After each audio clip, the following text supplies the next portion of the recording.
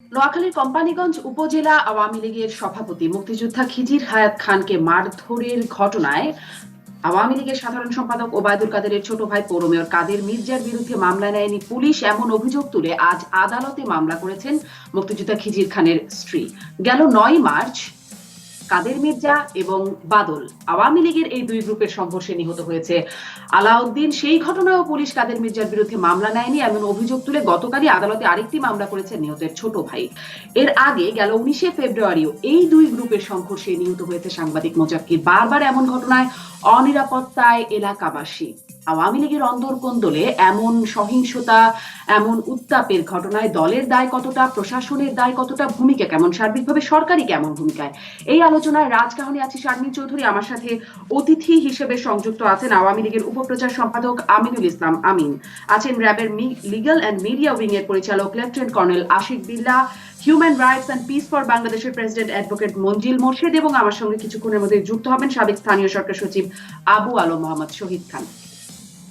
স্বাগত জানাচ্ছি, আমাদের সঙ্গে যুক্ত হয়ে গেছেন আবু আলম মোহাম্মদ শহীদ খান। স্বাগত জানাচ্ছি আপনাদের চারজনকে আজকের রাজকাহনে। শিরোনাম ঠিক করেছি আওয়ামী লীগের অন্তর্কলহে উত্তপ্ত বসুরহাট, দায় কার? আমি জনাব আমিনুল ইসলাম আমিন আপনার কাছ থেকেই শুরু করতে চাই। দায় আপনারা মানে দল হিসেবে আওয়ামী লীগ কতটা নিচ্ছে? আওয়ামী লীগের অন্তর্কোন্দলে একাধিকবার বারবার এমন ঘটনা ঘটছে, আপনারা কতটা দায় নেবেন? আলোচনার শুরুতে আপনাকে অনেক অনেক অভিনন্দন এবং একই সাথে পৃথিবী জোড়া যারা দর্শক সবাইকে শুভেচ্ছা। দেখুন, আওয়ামী লীগ একটা গণতান্ত্রিক রাজনৈতিক দল এবং এটি কোনো শ্রেণী সংগঠন নয়, এটা হচ্ছে একটা গণসংগঠন। এখানে নানামুখী চরিত্রের মানুষের সমাবেশ ঘটে এবং এরকম একটা গণসংগঠনে কোথাও কোথাও বিচ্ছিন্নভাবে এরকম একটি ঘটনা ঘটে না, এটা হতে পারে না, হয়। কিন্তু এখানে আওয়ামী লীগের ইতিবাচক দিক হচ্ছে যে এই দায় অবশ্যই আওয়ামী লীগের আছে, সেটা আওয়ামী লীগ কখনো অস্বীকার করেনি। এবং একই সাথে আওয়ামী লীগ জনদুর্ভোগ লাঘব করার জন্য দলের নেতা হবার পরেও তাদের বিরুদ্ধে যথাযথ আইনি পদক্ষেপ গ্রহণ করার ক্ষেত্রে কোন ধরনের সৌতল্য প্রদর্শন করেনি। যে কারণে আপনি দেখেছেন সাংবাদিক মোজাক্কির হত্যাকাণ্ডের পরপরই বেশ কয়েকজনকে গ্রেপ্তার করা হয়েছে এবং পরবর্তীতে দলের আরো একজন নেতা কর্মী মারা গেছেন। সে কারণেও কিন্তু ইতিমধ্যেই বসুরহাট এবং কোম্পানীগঞ্জের প্রায় যারা সম্ভাব্য বা অভিযুক্ত যারা এই ঘটনার সাথে আছেন প্রত্যেকের বাড়ি বাড়ি আইন শৃঙ্খলা বাহিনী তল্লাশি চালাচ্ছে এবং যাকে পাচ্ছে তাকে কিন্তু আইনের আওতায় আনা হচ্ছে। এই আইনের আওতায় আনার এই মানসিকতায় প্রমাণ করে দল হিসেবে আওয়ামী লীগের এখানে ব্যর্থতার দায় যেমন অ্যাভয়েড করার সুযোগ নেই, তেমনি ভাবে আবার দলের দায় নিয়ে অভিযুক্তদের বিরুদ্ধে যথাযথ পদক্ষেপ গ্রহণ করার ক্ষেত্রেও দল কোন ধরনের কার্পণ্য করছে না। জি, জনাব আমিনুল ইসলাম আমিন, দল কি ব্যবস্থা নিল? দলের নেতাকর্মীরা এরকম ঘটনা ঘটাচ্ছেন এবং সেই 31শে ডিসেম্বর সেই তথাকথিত সত্য বচন শুরু হবার পর থেকে, ওবায়দুল কাদের ছোট ভাই কাদের মির্জার সত্য বচন শুরু হবার পর থেকেই এমন অন্তর্কোন্দল, প্রথমে মুখে মুখে কোন্দলের বহিঃপ্রকাশ, তারপরে হাতাহাতি, সংঘর্ষ, গোলাগুলি পর্যন্ত গেল। দল কি দায়িত্ব নিচ্ছে? সেই আপনার কাছে সেই প্রশ্নে আসবো। আপনি বলছেন আইনি পদক্ষেপ নিতে শৈথল্য দেখায়নি, সেই বিষয়টি নিয়ে আমি লেফটেন্যান্ট কর্নেল আশিক বিল্লার কাছে যেতে চাই। এটি তো আইনি পদক্ষেপ, ব্যাপার তো আইন শৃঙ্খলা বাহিনীর। আওয়ামী লীগের শৈথল্য দেখানোর কি আছে? আমি লেফটেন্যান্ট কর্নেল আশিক বিল্লা, আইন শৃঙ্খলা বাহিনীর ভূমিকা নিয়ে আপনার কাছে একটু জানতে চাই যে বারবার এমন ঘটনা ঘটছে এবং যেই অভিযোগ এখন করা হচ্ছে মামলা নিচ্ছে না পুলিশ, এমন অভিযোগ করছে যে কাদের মির্জার বিরুদ্ধে পুলিশ মামলা নিচ্ছে না, পরে আদালতে যেতে হচ্ছে। খিজির খানের স্ত্রী গেছেন আজ এবং গতকাল গেলেন আলাউদ্দিনের ছোট ভাই, নিহত আলাউদ্দিনের ছোট ভাই। কেমন দেখছেন আইন শৃঙ্খলা বাহিনীর ভূমিকা, কি বলবেন?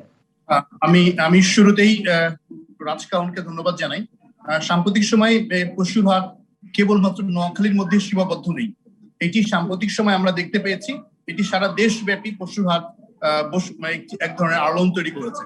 আইনশৃঙ্খলাকারী বাহিনীর যে দায়িত্বশীল ভূমিকা আমরা আইনশৃঙ্খলাকারী অবস্থান থেকে সেটি আমরা বরাবরই চালিয়ে যাচ্ছি। অর্থাৎ একটি এলাকাতে আইনশৃঙ্খলাকারী বাহিনীর যে মৌলিক দায়িত্ব রয়েছে সেটি হচ্ছে শান্তি শৃঙ্খলা রক্ষা বা আইনের কোনো ব্যত্যয়। সেক্ষেত্রে বা সে বাস্তবতায় আপনি নিশ্চয়ই আমার সাথে একমত হবেন নবনীতা, সেক্ষেত্রে কিন্তু আইনশৃঙ্খলাকারী বাহিনীর কোনো ধরনের গাফিলতি বা কোনো ধরনের সংকীর্ণতা ছিল না। অর্থাৎ আমরা অভিযোগ পাওয়ার পরিপ্রেক্ষিতে আমরা যে ধরনের পদক্ষেপ নিয়েছি সে পদক্ষেপ সম্পূর্ণভাবেই দেশের সামগ্রিক পরিস্থিতি যে কোনো জায়গাতে খারাপ হলেই যে দায়িত্বটি পালন করে থাকে র্যাব সে দায়িত্বটি পালন করেছে।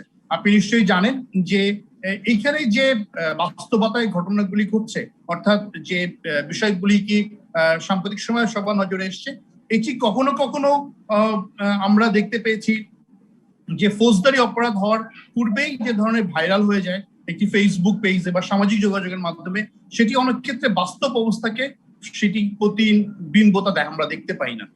আমরা মূলত বাস্তবিক ক্ষেত্রে অর্থাৎ ঘটনাস্থলে যে ধরনের ফৌজদারি অপরাধ হচ্ছে কিনা বা এই ধরনের বিষয়ের ক্ষেত্রে আমরা বরাবরই তৎপর থাকি। আপনি নিশ্চয়ই জানেন যে আইনশৃঙ্খলা রক্ষাকারী বাহিনীর উপস্থিতির জন্যই পরিস্থিতি এক ধরনের শান্তভাব বজায় রয়েছে। জি, আসলে পরিস্থিতি এক ধরনের শান্ত ভাব, এটি এতবার হলো কেন সেই প্রশ্নটি তো আপনার কাছে করতে চাই। কারণ আমরা এত অস্ত্রধারীকে কেন দেখছি? অস্ত্রধারী সন্ত্রাসীদের গ্রেপ্তারের দায়িত্ব র্যাবের রয়েছে। অভ্যন্তরীণ নিরাপত্তা, এখনো অনিরাপত্তার মধ্যে ভুগছেন এলাকাবাসী।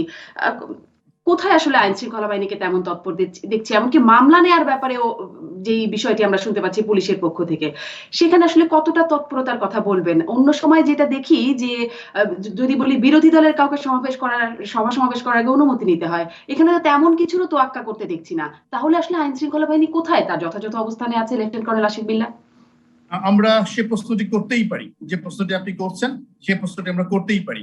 এখানে বেশ কিছু বিষয় আমার বোধহয় একটু বলা প্রয়োজন। লক্ষ্মীপুরে র্যাবের যে অবস্থান সেটি খুবই নগণ্য। অর্থাৎ আপনি নিশ্চয়ই জেনে থাকবেন লক্ষ্মীপুরের কেবলমাত্র লক্ষ্মীপুর এবং চাঁদপুরের জন্য র্যাবের একটি কোম্পানি রয়েছে, যেটি মূলত নারায়ণগঞ্জ র্যাব 11 থেকে নিয়ন্ত্রণ করা হয়ে থাকে। অর্থাৎ দুটি জেলার জন্য আমাদের যে ধরনের জনবলের বিষয়টি রয়েছে সে আলোকে কিন্তু র্যাব বরাবরই তৎপর রয়েছে। আপনি যেটা বলছিলেন যে অবৈধ অস্ত্রধারী এবং যে কোনো ধরনের বিষয়ে কিন্তু আমরা বরাবরই একটি দায়িত্বশীল ভূমিকা পালন করে থাকি। অবৈধ অস্ত্রধারীদের ক্ষেত্রে সুনির্দিষ্ট করে আমরা কিন্তু অভিযান পরিচালনা করছি, কেবলমাত্র একটি জায়গাতেই নয়। আপনি নিশ্চয়ই জেনে থাকবেন সাম্প্রতিক সময়ে সকল জায়গার ক্ষেত্রে কিন্তু আমরা এই ধরনের অভিযান পরিচালনা করে এসেছি।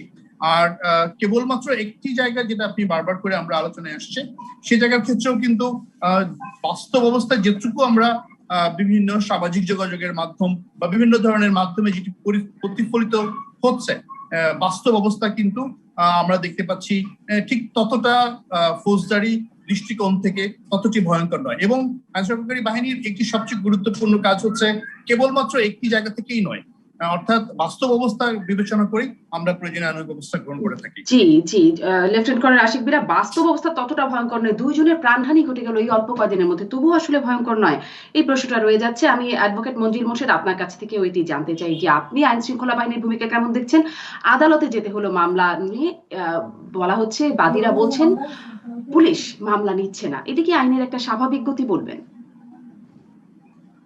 ধন্যবাদ আপনাকে এবং বিবিসি কে। দেখুন, আপনি যে আলোচ্য সূচি নির্ধারণ করেছেন, বেসিক্যালি আমাদের 4 জনের মধ্যে ওই সাবজেক্টের উপরে একজনই হয়তো কথা বললে ভালো, কারণ আমরা তো 3 জনই দেখা যাচ্ছে কোনো রাজনৈতিক দলের ওইভাবে সম্পৃক্ত বা দায়িত্বে নাই। অথবা রাজনৈতিক যে দায়িত্বের কথা বলেছেন সেই ব্যাপারে তো অতটা আমরা আলোচনা করতে পারবো না। তবে আপনি জি, আমি আপনার কাছে শুধুমাত্র আইনি জায়গাটাই যদি জানতে চাই, রাজনৈতিক বিষয়টা বলবেন নিশ্চয়ই আমিনুল ইসলাম।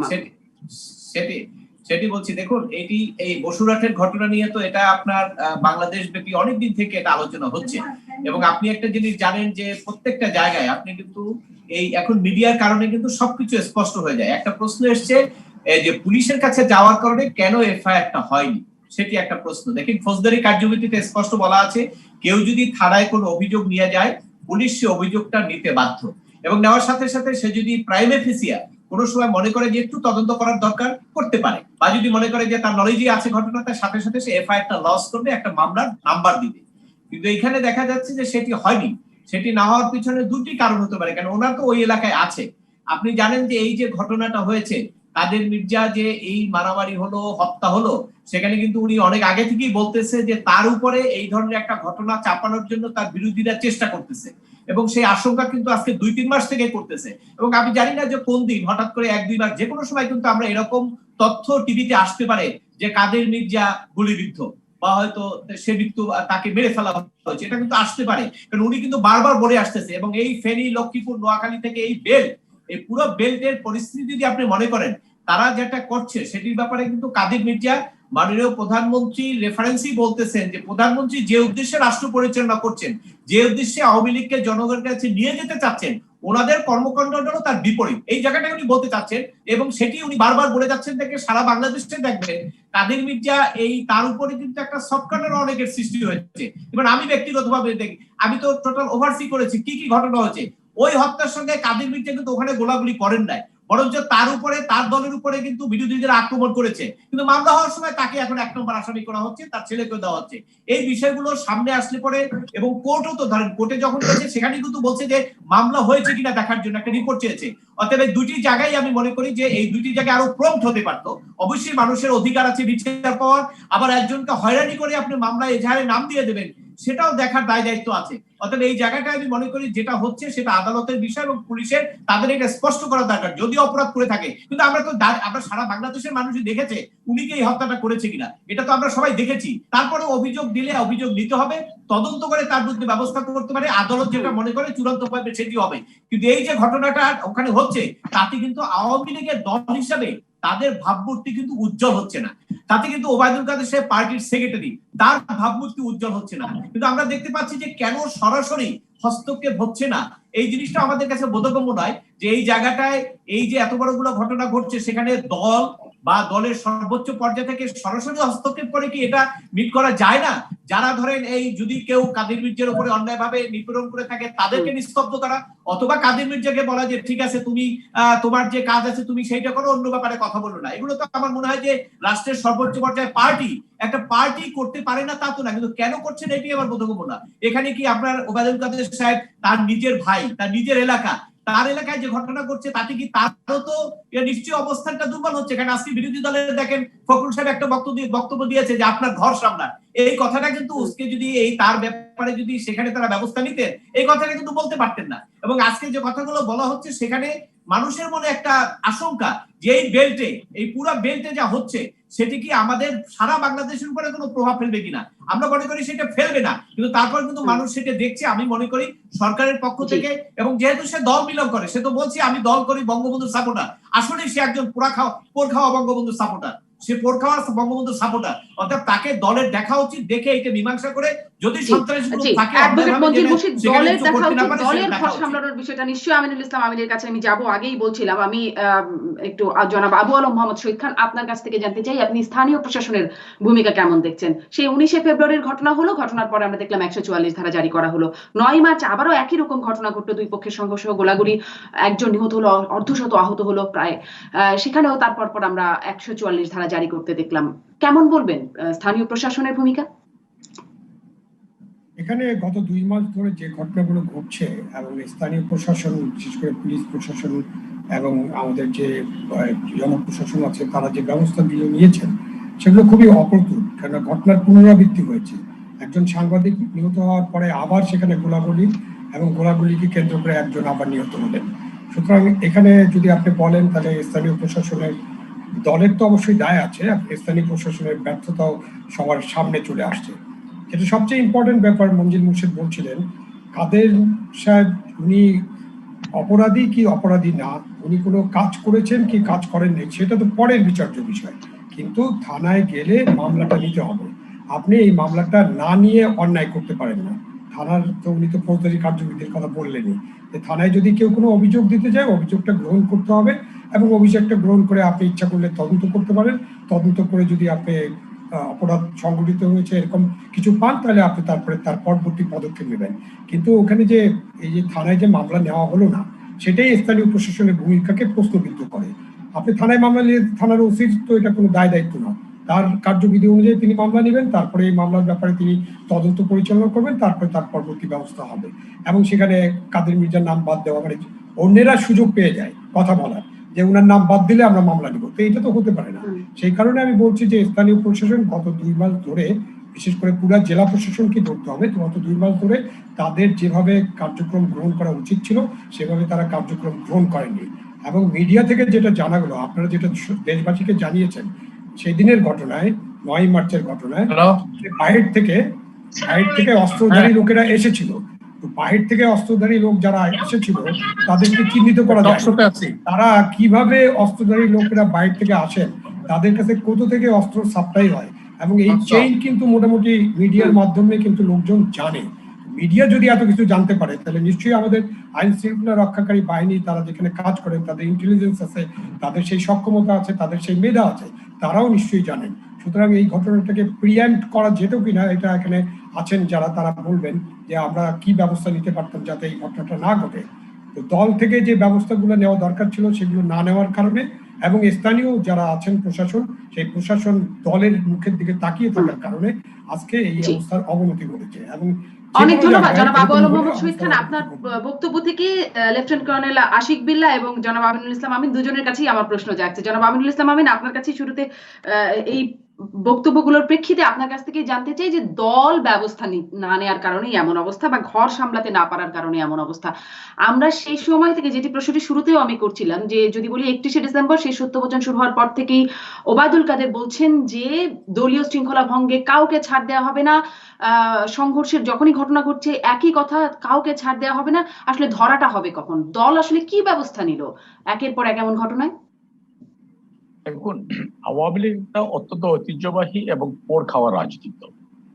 অসংখ্য নেতাকর্মীদের ত্যাগ তিতিক্ষায় এই দলের মুখে অনেক সাফল্য রচিত হয়েছে, এবং এই জন্যই আওয়ামী লীগ যদি আপনি দেখেন অতীতে এরকম অনেক কর্মকাণ্ডে যারা দলীয় ভাবমূর্তি বিনষ্টের সাথে জড়িত হয়েছে, তারা অনেক বড় বড় নেতাদের বিরুদ্ধে কিন্তু আওয়ামী লীগ অ্যাকশন গ্রহণ করতে, অর্থাৎ সিদ্ধান্ত দিতে মোটেও দ্বিধান্বিত হয়নি। কিন্তু বর্তমানের প্রেক্ষাপটটা আমাদের একটু বিবেচনা রাখা দরকার। সেটা হচ্ছে কি, আমরা একটা ভয়ঙ্কর করোনা প্যান্ডেমিকের মধ্য দিয়ে যাচ্ছি। এর বাইরেও আমাদের সামনে এখন দুটি বিশাল প্রোগ্রাম, একটি হচ্ছে বঙ্গবন্ধুর জন্মশতবার্ষিকী, আর একটি স্বাধীনতার সুবর্ণ জয়ন্তী। এই প্রোগ্রামগুলো নিয়ে আমরা এত বেশি ব্যস্ততার মধ্যে আছি যে এখন একটা সিদ্ধান্ত নিতে হবে, সেটা কাদের বিরুদ্ধে হোক অথবা দলের সাথে সম্পৃক্ত অন্য কেউ হোক, এদের বিরুদ্ধে এদের দীর্ঘ ত্যাগ তিতিক্ষা এই দলের জন্য আছে। এদের বিরুদ্ধে একটা সিদ্ধান্ত নেওয়ার জন্য আমরা শুধু আপনার পত্রিকা নির্ভর অথবা মিডিয়া নির্ভর তথ্য অথবা ফেসবুক নির্ভর তথ্যের উপরে ভর করে আমরা নিতে পারি না। এটা ব্যাপকভাবে একটা অনুসন্ধান করা দরকার। অনুসন্ধান করে হু এভার ফাউন্ড গিলটি তার বিরুদ্ধে ব্যবস্থা নেওয়া হবে, এবারে কোনো ছাড় দেওয়া হবে না, যেটি যথার্থভাবেই বাংলাদেশ আওয়ামী লীগের সাধারণ সম্পাদক জননেতা ওবায়দুল কাদের এমপি বলেছেন। তা কিন্তু এই আমাদের করোনা প্যান্ডেমিক এবং যে কথাগুলো আমি বললাম, এই ব্যস্ততার কারণে ওদিকে হয়তোবা আমাদের আপাতত নজর দেওয়ার মতো সময়টা হচ্ছে না। তার মানে এই নয় যে এই বসিরহাটের ঘটনায় যারা সম্পৃক্ত হবে, যারা গিল্টি হিসেবে প্রমাণিত হবে, তাদের বিরুদ্ধে শাস্তিমূলক ব্যবস্থা গ্রহণ করা হবে না।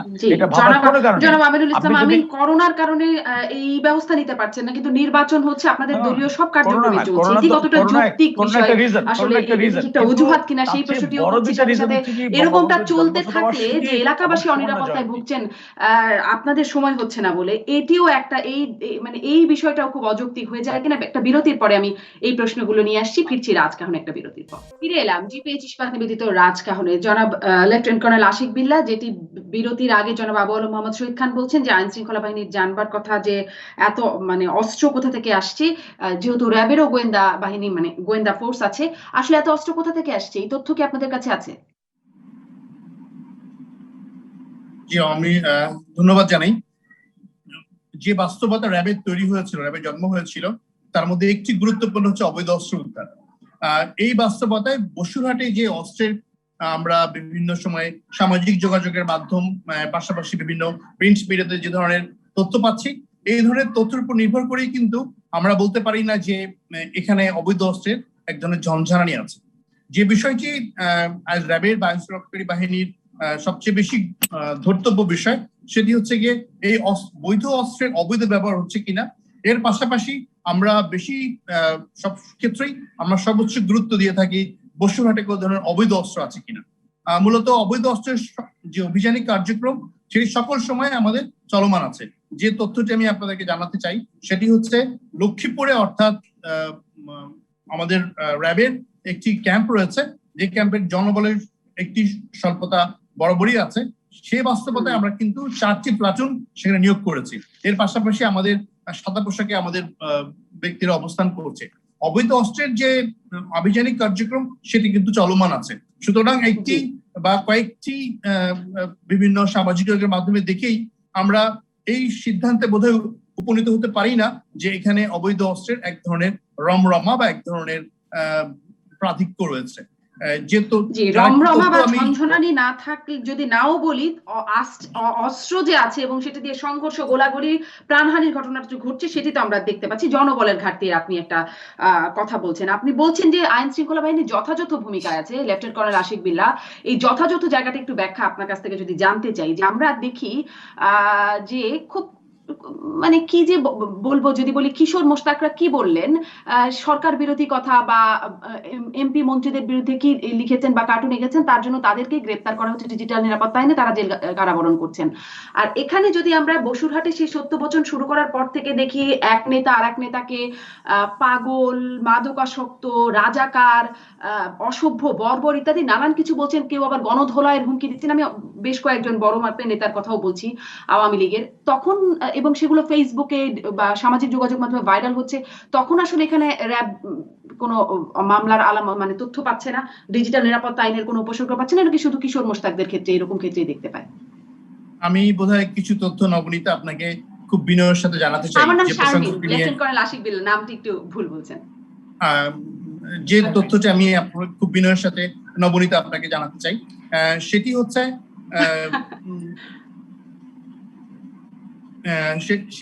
যে কিশোরের ক্ষেত্রে যে বিষয়টি আসছে সেটি কিন্তু মূলত আমরা দেখতে পেয়েছি বিগত 10 মাসের একটি ঘটনা, অর্থাৎ প্রায় 10 মাস পরে গিয়ে যে ধরনের তথ্য উপাত্ত আমরা সামাজিক যোগাযোগের মাধ্যম এবং বিভিন্ন ক্ষেত্রে আমরা দেখতে পাচ্ছি, এটি বোধহয় যাচাই বাছাইয়ের একটি দাবি রাখে। অর্থাৎ কিছু সুনির্দিষ্ট অভিযোগের পরিপ্রেক্ষিতেই র্যাব এই অভিযানটি পরিচালনা করেছিল, যেটি কিনা গত বছরের মে মাসে। অর্থাৎ মে মাসের পর আজকে মার্চ মাসে এসে, অর্থাৎ প্রায় 10 মাস অতিবাহিত হওয়ার পর কার্টুনিস্ট কিশোর যে ধরনের তথ্য বা যে ধরনের উপাত্ত সামাজিক যোগাযোগের মাধ্যমে প্রকাশ করছেন, এই ধরনের তথ্য প্রকাশের পেছনে কোনো উদ্দেশ্য আছে কিনা সেটি বোধহয় খতিয়ে দেখার সময় এসছে। আরেকটি তথ্য বা আরেকটি বিষয় আমি জানাতে চাই, সেটি হচ্ছে র্যাব যে কোনো ধরনের আভিযানিক কর্মকাণ্ড পরিচালনা করার পর তাদেরকে যথাযথভাবে প্রাথমিকভাবে চিকিৎসা বা মেডিকেল সম্পন্ন করিয়ে কিন্তু আমরা আদালতে উপস্থাপন করি। অর্থাৎ 5ই মে তাকে যে গ্রেফতার করা হয়েছিল এবং নির্দিষ্ট সময়ের ভেতরেই তাকে বিজ্ঞ আদালতের নিকট উপস্থাপন করা হয়েছিল।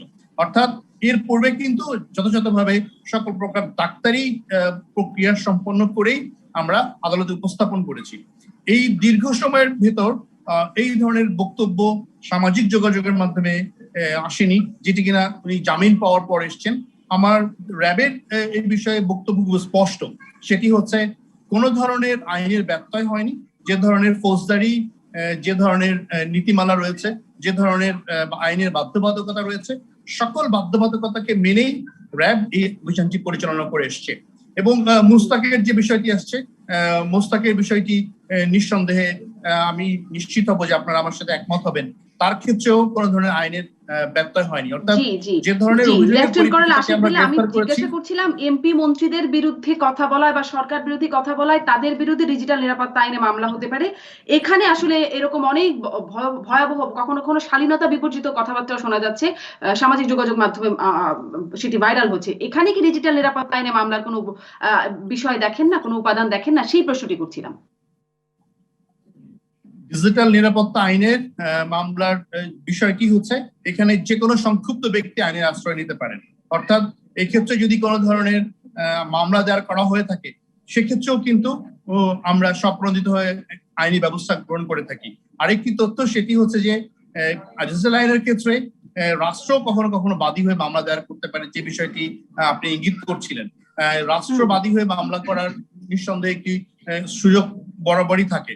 এছাড়াও যে কোনো সংক্ষুব্ধ ব্যক্তি এই আইনের আওতায় এসে যে আইনি ব্যবস্থা করে থাকেন। বসুরহাটে যে ঘটনাটি ঘটছে, এই ক্ষেত্রে যদি কোনো মামলা দায়ের করা হয়ে থাকে এবং সে মামলা যদি তথ্যপত্র নির্ভর হয়ে থাকে, নিঃসন্দেহে র্যাব তাদেরকে আশিক বিল্লাহ, ধন্যবাদ আপনাকে। অ্যাডভোকেট মঞ্জির মোর্শেদ, মানে এইরকম মামলার ক্ষেত্রে যখন মানে আওয়ামী লীগের বড় নেতা বা সাধারণ সম্পাদকের ভাই এর বিষয়টি চলে আসছে, বা আওয়ামী লীগের ক্ষমতাসীন দলের নেতাদের নামই উঠে আসছে, তখন কি আসলে আগে যে প্রশ্নটি করছিলাম সেখানে আইন নিজ গতিতে চলছে নাকি আইনের আওতায় আনতে গেলেও কারো কোথাও থেকে গ্রিন সিগন্যাল পাওয়ার প্রয়োজন হচ্ছে? দেখুন, এখানে একজন সাবেক সচিব আছেন, ওনাকে জিজ্ঞেস করে এবং আমিও বিশ্বাস করি মডেল হিসাবে যে কোনো একটা ডিস্ট্রিক্টে একজন জেলা প্রশাসক ও একজন পুলিশ সুপার দিয়ে তাদেরকে বলেন যে তোমরা আইন অনুযায়ী ব্যবস্থা নাও এবং 1 বছর পরে আপনি রিপোর্ট নেন, ওই জেলায় শতকরা 95% অপরাধ এবং সমস্ত অন্যায় দুর্নীতি সব কমে যাবে। কিন্তু এখন বলতে পারেন যে জেলায় পুলিশ প্রশাসক পুলিশের সুপার আছে এবং জেলা প্রশাসক আছে, কেন কমছে না? কমছে না কারণ প্রশাসন তো স্বাধীনভাবে কাজ করতে পারে না, প্রশাসনের উপরে তো খরচ আছে, কারণ ওনারা তো চাকরি করেন।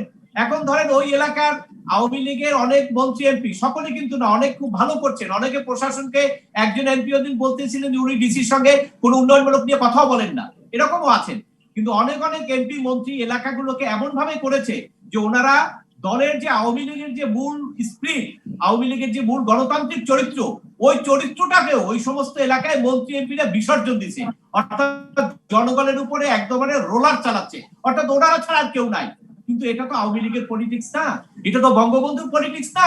যার মত সে প্রকাশ করবে এবং ওই এলাকায় দেখবেন হয়তো আওয়ামী লীগের লোকই বেশি, কিন্তু সেটা সে তার সহ্য হচ্ছে না। সে যেহেতু অন্যায় করবে, অবিচার করবে, ডিসি এসপি ওসি সব তার পকেটে, এবং তারা প্রশাসনে এমন একটা পর্যায়ে চলে আসছে যে প্রশাসন অনেকটা মুখ থুবড়ে পড়েছে, অর্থাৎ তাদের দৌরত্বের কারণে কিছু করতে পারে না। কারণ যদি কিছু করে তারা তো বান্দরবান যেতে হবে অথবা এমন একটা রিপোর্ট দিয়ে দেবে সে হয়তো আওয়ামী লীগ ছাত্রলীগ করা, কিন্তু কাগজে লেখা দেবে সে বিএনপি করে, বিবি লেখা দিয়ে দেবে, জীবনে আর তার এই আপনার আইনের শাসনের যে দুর্বলতা দেখা দিয়েছে, এই কারণে প্রশাসনের অনেক জায়গায় দুর্বলতা। আজকে নোয়াখালী বেল্টের কথা বলেন, এই কাদির মির্জা তো বারবার বলতেছিল 2 মাস আগে থেকে। অনেক ধন্যবাদ অ্যাডভোকেট মজিদ মোর্শেদ, আপনার কাছে আমি আবার আসব। তার মানে কোথাও এক জায়গায় সম্মতি, গ্রিন সিগন্যাল, কোথাও খরচ, সেই বিষয়টা স্পষ্ট করছেন আপনি। আমি জনাব আবু আলম শহীদ খান, আপনার কাছেও এই বিষয়ে, আপনিও যেহেতু অভিজ্ঞতা, আপনার রেফারেন্স দিচ্ছিলেন অ্যাডভোকেট মজিদ মোর্শেদ, এই বিষয়টা আপনার কাছ থেকেও শুনতে চাই। এবং স্থানীয় সরকার মন্ত্রণালয় এখানে কি ভূমিকা পালন করছে? মেয়ররা তো তার অধীনে, মানে এই মন্ত্রণালয়ের অধীনে। আমরা তো বিভিন্ন সময় দেখি মেয়রদের বিরুদ্ধে ব্যবস্থা নিচ্ছে মামলা থাকায় বা নানান কারণে। এখানে আসলে কি ব্যবস্থায় দেখছেন সরকারকে? না, মঞ্জিল মোর্শেদ যেটা বলছেন সেটা হলো বাংলাদেশের একটা চিত্র, যে বিভিন্ন জায়গায় স্থানীয় সরকার এবং প্রশাসন, পুলিশ কিভাবে তাদের কাজকর্ম করছেন। কেউ কেউ অতি উৎসাহে দলীয় কর্মী হয়ে যাচ্ছেন, কেউ কেউ দলের খড়গের কারণে স্বাধীনভাবে কাজ করছেন না, আবার কেউ কেউ কাজ করার চেষ্টা করছেন। নিশ্চয়ই ভালো কাজ তো কিছু কিছু জেলায় বা কিছু কিছু উপজেলায় হচ্ছে। সব মিলিয়ে আমাদেরকে জিনিসটা বোঝার চেষ্টা করতে হবে। আর আপনি যেটা বললেন যে মেয়ররা তো স্থানীয় প্রশাসন হিসাবে স্থানীয় সরকার মন্ত্রণালয়ের অধীনে, আসলে মেয়রদেরকে আসলে আমরা অধীন বলতে পারি না। কারণ হচ্ছে যে স্থানীয় সরকার সম্পর্কে আমাদের সংবিধানে একটা পুরো চ্যাপ্টার আছে, এখানে মঞ্জিল মোর্শেদ আছেন, উনি অনেক সংবিধান নিয়ে রিট পিটিশন করেন। ওরা কিন্তু স্বাধীন সার্বভৌম সত্তা, ওদেরকে ইচ্ছা করলেই আপনি তাদেরকে বাদ দিয়ে দিবেন, তাদেরকে সাসপেন্ড করে দিবেন, এরকম করতে পারেন না। তবু আমাদের হাতে, আইনের হাতে একটা ক্ষমতা আছে। যদি কোনো মেয়রের বিরুদ্ধে কোনো অভিযোগ আছে, ফৌজদারি মামলা হয়, তখন তাকে সাসপেন্ড করা যেতে পারে। এখন পুলিশই তো মামলা নেয়নি, এবং মামলা নেওয়ার পর তদন্ত হতে হবে এবং এটার চার্জশিট হতে হবে। চার্জশিট হলে হয়তো সেই মেয়রের বিরুদ্ধে শাস্তিমূলক ব্যবস্থা নেওয়া যেতে পারে। তো সেটার তো এখনো দূর আছে, দিল্লি অনেক দূর। এখানে যেটা ঘটছে শুধু বসুরহাট না, সারা বাংলাদেশে যদি আমরা পর্যালোচনা করি, আমাদের প্রশাসন যন্ত্রকে, যারা কাজ করছেন, আইন শৃঙ্খলা রক্ষাকারী বাহিনীতে যারা কাজ করছেন, তাদেরকে যদি স্বাধীনভাবে এবং তাদের আইন অনুযায়ী কাজ করতে দেওয়া হয় এবং দেশে যদি আইনের শাসন প্রতিষ্ঠার উপরে গুরুত্ব আরোপ করা হয়, যেটা আওয়ামী লীগের অন্যতম এজেন্ডা, আইনের শাসন এবং দুর্নীতি প্রতিরোধ। আমরা প্রথম আইনের শাসনে আসি, এটা আমিন আছেন, উনি নিশ্চয়ই আরো বলবেন।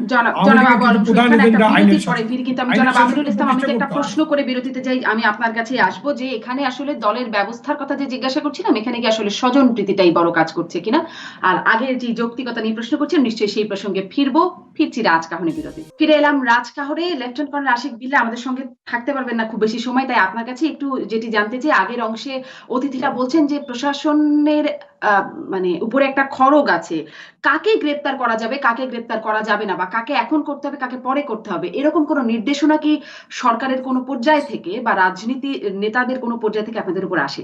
লেফটেন্যান্ট কর্নেল আশিক বিল্লাহ, আনমিউট করবেন একটু। জি, আপনি একটু ডিভাইসটি আনমিউট করবেন। লেফটেন্যান্ট কর্নেল আশিক বিল্লাহ, আপনার ডিভাইসটি মিউট করা আছে।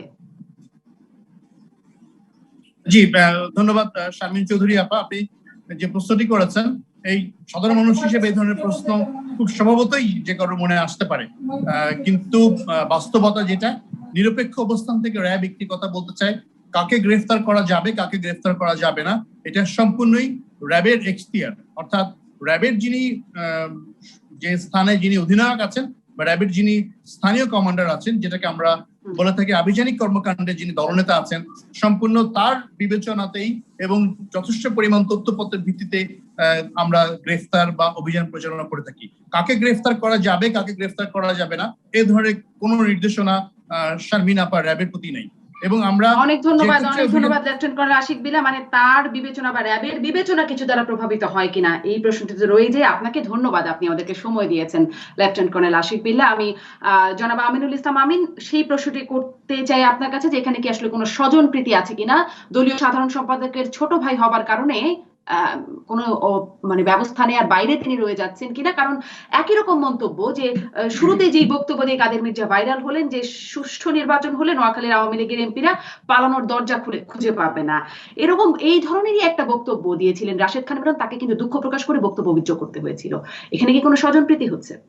না, এখানে স্বজনপ্রীতির কিছুই আছে বলে আমি মনে করি না। কিন্তু বিষয়টা হচ্ছে কি, আমি যেটা বলছি যে আপনি যদি আওয়ামী লীগের ইতিহাস ঘাটেন, আপনি দেখবেন যে এই দলে অনেক বড় বড় নেতাও দলীয় শৃঙ্খলা বিরোধী কাজ করার কারণে তাদের বিরুদ্ধে দল পদক্ষেপ গ্রহণ করতে এক বিন্দু কার্পণ্য করেনি, এক্ষেত্রেও করবে না।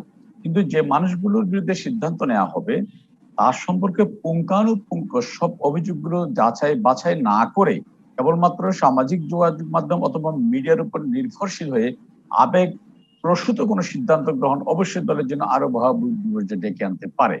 তো এই জন্যই আওয়ামী লীগ প্রাথমিকভাবে যে সিদ্ধান্ত নিয়েছে সেটি হচ্ছে কি, আইন শৃঙ্খলা বাহিনীর মাধ্যমে প্রথমে তাদেরকে আইনের আওতায় আনা হবে যারা যারা এটার সাথে সম্পর্কিত। পরবর্তীতে যে নিশ্চয়ই আওয়ামী লীগের কেন্দ্রীয় কমিটির পক্ষ থেকে একটি কমিটি করা হবে, যে যেহেতু আমি আগে বলেছিলাম যে আমরা দুটি মহাযজ্ঞ নিয়ে ব্যস্ত, একটি জাতির পিতা বঙ্গবন্ধুর জন্মশতবার্ষিকী আর একটি হচ্ছে স্বাধীনতার সুবর্ণ জয়ন্তী। এর পরপরই এই বিষয়গুলো নিয়ে আমাদের কার্যক্রম শুরু হবে। এই মহাযজ্ঞে ব্যস্ত থাকার কারণে বসুরহাটের মতো একটা এলাকাবাসীর নিরাপত্তা নিয়ে আওয়ামী লীগ ভাববে না, সেখানে যেখানে আওয়ামী লীগের অন্তর্কোন্দলে এই অবস্থা হচ্ছে, সেটি একটু জানবো। উদ্বিগ্ন বলেই আইন শৃঙ্খলা বাহিনী আপনি দেখেছেন যে প্রতিটি ঘরে ঘরে অভিযান চালাচ্ছে এবং যারা এই অপকর্মের সাথে সম্পৃক্ত আছে প্রত্যেককে আইনের আওতায় আনার জন্য তাদের সর্বোচ্চ প্রচেষ্টা অব্যাহত রেখেছে। আমরা যদি মানুষের প্রতি বা এলাকাবাসীর প্রতি দায়িত্বশীল না হতাম তাহলে এই কাজগুলো গ্রহণ করতাম না। বাট দলীয় সিদ্ধান্তের যে বিষয়টি আপনি বলছেন, আপনি যদি আওয়ামী লীগের ইতিহাস ঘাটেন আপনি দেখবেন যে আওয়ামী লীগের আইন শৃঙ্খলার ব্যতয় ঘটিয়ে অর্থাৎ দলীয় শৃঙ্খলার বাইরে গিয়ে সে যত বড় নেতা হোক তাদের কারো বিরুদ্ধে কেউ ওরকম রেহাই পায়নি। দল তাদের বিরুদ্ধে সিদ্ধান্ত গ্রহণ করতে, কঠোর পদক্ষেপ গ্রহণ করতে কোনো সময় দ্বিধান্বিত হয়নি। এক্ষেত্রেও তার ব্যতয় ঘটবে না। এখানে ওবায়দুল কাদেরের ভাই বলে অথবা অন্য কারো বড় নেতা বলে কেউ পার পেয়ে যাবে এটা ভাবার কোনো কারণ নেই। কারণ এ প্রসঙ্গে আমি একটি উদাহরণ দিতে চাই, প্রয়াত নেতা সুরঞ্জিত সেনগুপ্তকে উদ্ধৃত করতে চাই। তিনি একটি কথা বলেছিলেন যে বাগে দললে ছাড়ে, শেখ হাসিনা দললে ছাড়ে না।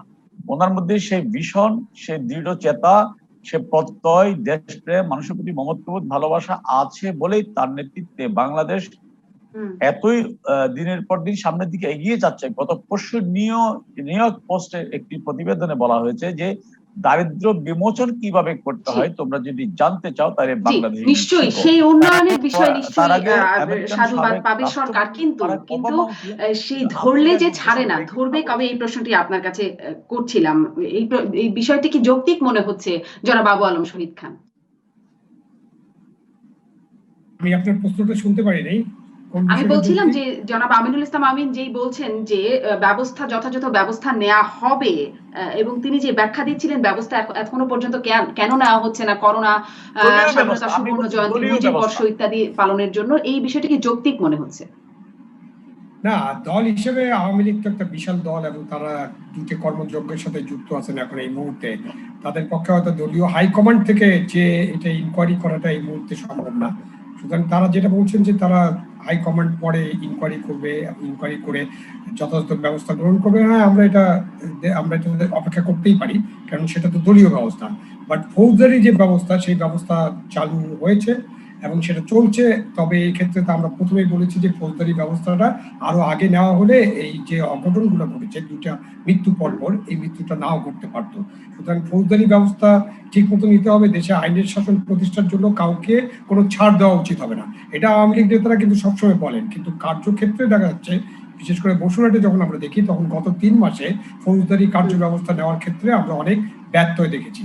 এটা হলে অন্য জায়গায় একই ঘটনা ঘটবে, তখন আবার আমাদেরকে এসে টেলিভিশনে আওয়ামী লীগ নেতাদের ক্ষমা প্রার্থনা করতে হবে। জি, অনেক ধন্যবাদ জনাব আবু আলম শহীদ খান। আমি জনাব মঞ্জিল মোর্শেদ আপনার কাছ থেকে শেষ বক্তব্যটা শুনবো, তবে তার আগে একটু জানিয়ে দিই, আমাদের দর্শক আসলাম দীপু বলছেন দায় আওয়ামী লীগের সাধারণ সম্পাদক ওবায়দুল কাদেরের। আমিনুল হক চৌধুরী লিখছেন আইন শৃঙ্খলা বাহিনীর ব্যর্থতা। এখানে কামাল হোসেন মন্তব্য করছেন, রাজু মিয়া, কলিম মুরাদ, তৌহিদুল ইসলাম, রিপন হোসেন সহ আরো অনেকেই আমাদেরকে মন্তব্য বা প্রশ্ন পাঠাচ্ছেন। অ্যাডভোকেট মঞ্জিল মোর্শেদ, আপনার শেষ বক্তব্য। দেখুন, সবাই স্বাধীন মতামত দেওয়ার সুযোগ আছে, সেটি শ্রদ্ধা রেখেই বলছি আমি। প্রথমত হলো যে ঘটনার যে সূত্রপাত যদি আপনি দেখেন, প্রথম দিকে নির্বাচনটার আগে এক ধরনের ঘটনা ছিল, নির্বাচনটা যখন হয়ে গেল তারপরে কিন্তু সিচুয়েশন ডিফারেন্ট। অর্থাৎ নির্বাচনের পরে কিন্তু মির্জা কাদের অনেক ভোটে নির্বাচিত হয়েছেন, এরপরে কিন্তু প্রশাসন ওই এলাকায় তারা আইন শৃঙ্খলা রক্ষার জন্য যথাযথ ব্যবস্থা গ্রহণ করতে পারতেন। কেন করে নাই তারা, সেই জায়গাটা প্রশাসনের ব্যাখ্যা দেওয়া উচিত। আমার মনে হয় নিশ্চয়ই ওবায়দুল কাদের টেলিফোনে কাউকে বলেননি যে এটা করোনা, আমার মনে হয় না এটা, কারণ এখন এমনই একটা যুগ যে এটা কেউ টেলিফোন করে বললেও যে ওর বিরুদ্ধে ব্যবস্থা নিও না, এটা বের হয়ে যায়। অথবা এইরকম কাজ কেউ করছে বলে আমার মনে হয় না।